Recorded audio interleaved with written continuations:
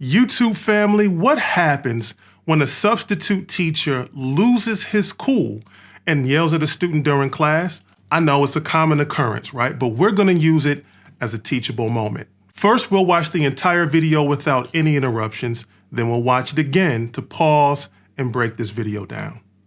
Here we go. Hey! All of you! There is no hope for you. There is no hope. You get yelled at like this every block just by substitutes because you think you can walk in and pull crap on them, right? Yeah. Then get out! Stay out! Get out! Out! What? Because you just said you're gonna give substitutes crap because you can. Dude, Now you can't do it. Out! I just paired my headphones to listen to this audio thing, so just gonna do this now. Out. Wow. Why? Yeah. Because things will be a lot better around here if you're not in here. I'm just gonna nut up and shut up. I'm just gonna sit here and do this. So I'll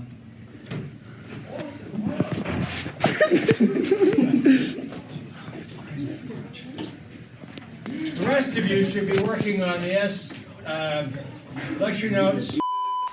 All right, so that's the end of the video, but it marks the start of our discussion about what we just saw.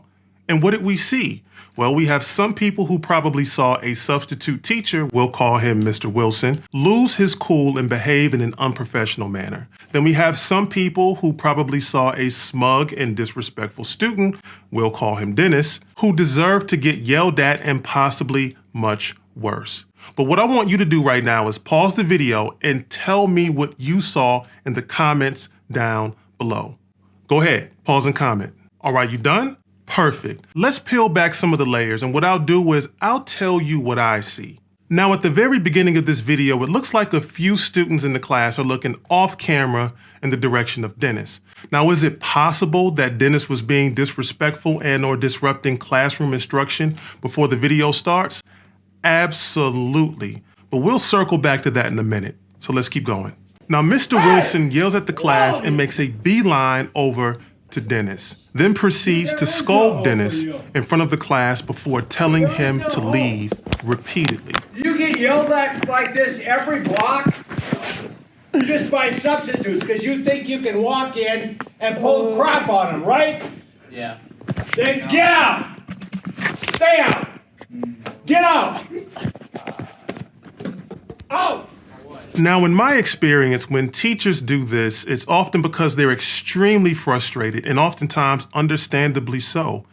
And it probably feels good to release that frustration and direct it towards a student who's giving them a hard time. Now, personally, based on my experience, I found one of the biggest reasons teachers yell at students is because they've already exhausted their personal arsenal of strategies to stop and or modify a student's problematic behavior. And this is their last resort.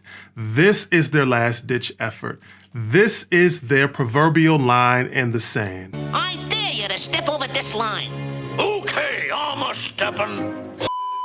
And for some educators, it means putting the student on blast and confronting them in front of their peers and demanding respect. I am your substitute teacher. I am the adult and I am the elder and I am not to be trifled with.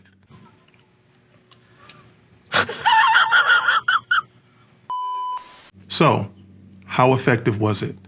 Well, it was not as effective as Mr. Wilson hoped, and I'm going to show you why. But first, here's a quick PSA about students and teachers. Students, so we're talking about children and adolescents, can be brilliant, intelligent, funny, awkward, loving, and inspirational. But you know what else? As much as we love them, children, especially teenagers, can also be moody, emotional, mean, and disrespectful at times. Look, we got to be honest. This is a reality that comes with working with children and teenagers. Bottom line, if you're an educator or you aspire to be an educator, students will test your limits and your patience, especially if you're a substitute teacher. This is inevitable. It's going to happen. and it comes with the territory, and you have to let some things slide. Now, when it comes to teachers, they hands down have one of the most difficult careers.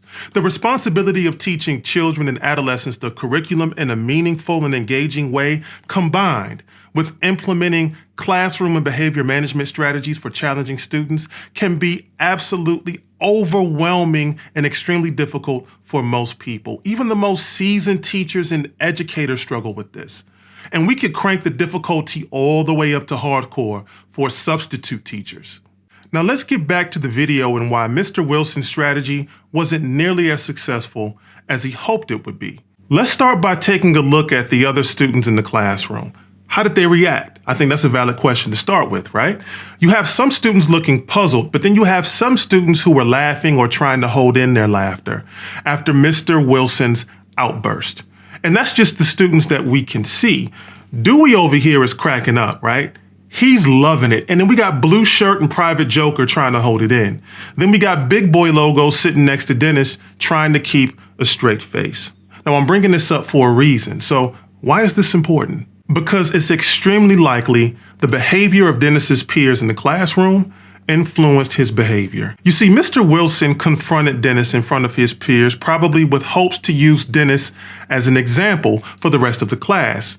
Mr. Wilson likely wanted this confrontation to catch the attention of the rest of the class, but doing so in this fashion also gives Dennis an audience. And what does Dennis do when he has an audience? Does he bow his head in shame and apologize profusely to Mr. Wilson? Does he comply? Oh no, you see, Dennis is going to keep his cool and perform. Oh yeah, it's showtime for Dennis. So he looks Mr. Wilson square in the face and calmly delivers a witty response, then proceeds to defy Mr. Wilson's demands to leave the classroom. But wait, there's more. Because Dennis continues telling Mr. Wilson that he'll put in his earbuds and be quiet in a pretty smug and disrespectful way. And this makes Mr. Wilson return to his desk and continue instructing the class on their assignment. Now, before I proceed, we have to give Mr. Wilson some credit. Why? Because he chose his battles wisely. He de-escalated the situation and walked away once he realized he'll have to settle for Dennis putting in his earbuds and being quiet, despite the fact that Dennis was non-compliant, disrespectful, and smug. Choose your battles. Now let's be very real and let's be clear. The disrespect directed at Mr. Wilson probably started long before the video started. I know that's me speculating. In fact, I wouldn't be surprised if Dennis continued being a problem for this teacher even after the video ended. Now, as educators, we can't control whether students are raised at home to respect adults and in the school setting, but we can control how we attempt to manage the problematic behaviors. Now, the function of Dennis's behavior appeared to be peer attention. In other words, attention from peers appeared to increase the likelihood of Dennis's problematic behavior. But I want you to remember, as an educator, students like Dennis, they come with the territory, and you have to build your arsenal of strategies to change or modify behavior. After X number of warnings, some teachers will pull the student to the side and have a brief yet firm conversation about expectations, including what the student is doing wrong and what the teacher needs them to do. What this does is it minimizes peer attention as a function of behavior by removing the audience. It's also an opportunity to try establishing rapport with the student, which, in my opinion, is one of, if not the most important variables when working with teenagers. Yes, it is a skill, but it's also an art form that takes practice and experience. Look, I also want to say, I have seen Mr. Wilson's strategy work, but only when the relationship with the student matches or is stronger than the student's need for peer attention, or when the teacher is generally well respected by the other students in the class and they, talking about the teacher, aren't viewed as a shouter. But this strategy is very difficult to pull off as a substitute teacher or for any teacher if there's limited opportunities to establish rapport and build relationships with the students. Now, before we leave, let's be honest about something. Nobody is perfect, and most teachers have done what Mr. Wilson did at some point in their careers, myself included.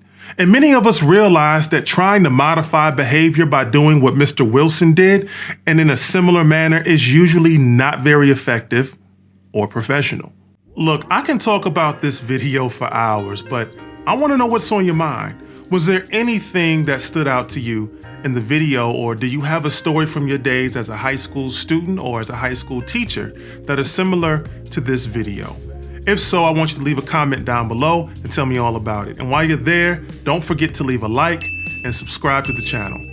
And in the meantime, don't forget to take care of yourselves and one another. Peace.